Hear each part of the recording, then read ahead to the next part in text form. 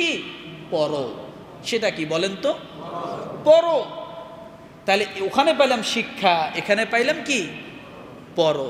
আর আল্লাহ পৃথিবীর মধ্যে যা কিছু সৃষ্টি করেছেন তার মধ্যে সর্বপ্রথম যে জিনিসটা সৃষ্টি করেছেন সেটা হলো কলম। সেটা কি? সেটা কি? তাহলে প্রথম শুরু সৃষ্টি কি? কলম। প্রথম শিক্ষা কাকে দিলেন?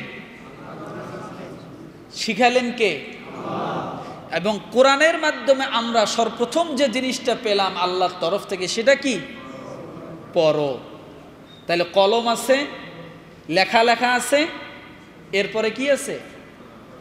পড়া আছে, তাই না আমার ভাইরা? এই জন্য বলি যে আল্লাহ সুবহানাহু ওয়া তাআলা এই শিক্ষাকে অনেক গুরুত্ব দিয়েছেন, এলেমকে অনেক গুরুত্ব দিয়েছেন।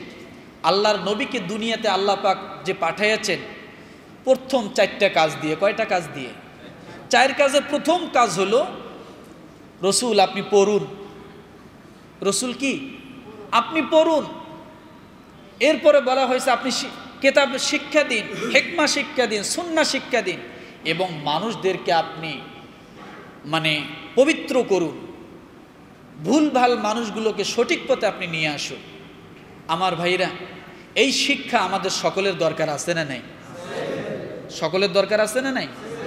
এখন কথা হলো যারা শিক্ষা দিবে, শিক্ষকদের মর্যাদাটা আল্লাহ তাআলা কি রাখছেন? শিক্ষকের মর্যাদা হলো আল্লাহর হাবিব বলেন, খায়রুকুম মান তাআল্লামাল কুরআনা ওয়া আল্লামা। এই পৃথিবীর মধ্যে যত মানুষ সৃষ্টি হয়েছে তার মধ্যে সবচাইতে উত্তম মানুষ, শ্রেষ্ঠ মানুষ হলো ওই মানুষগুলো যে মানুষগুলো কোরআন শেখে এবং অপরকে শিক্ষা দেয়। যে মানুষগুলো কি? নিজে শেখে, অপরকে কি? শিক্ষা দেয়। এই মানুষগুলো পৃথিবীর মধ্যে সবচাইতে শ্রেষ্ঠ। এখন কথা হলো আমরা যারা পিতারা আছি আমাদের জন্য কি কর্তব্য, আমাদের জন্য কি দায়িত্ব? কথা ঠিক না? পিতাদের জন্য আল্লাহ কি বলেছেন?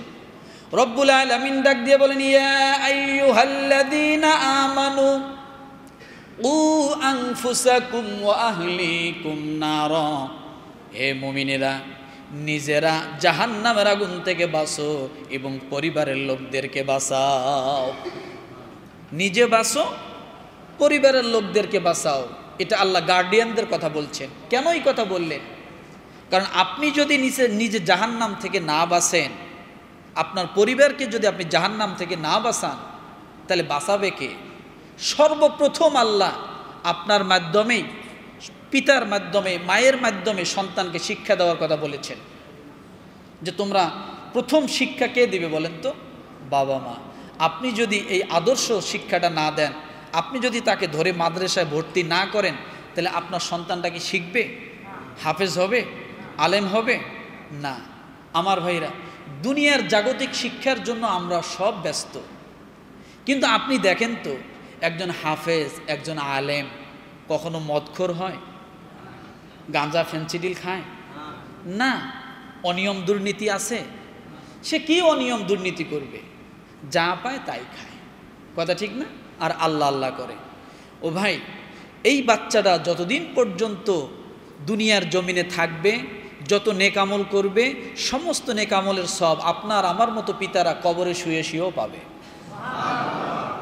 কবরে শুয়ে শুয়ে কি?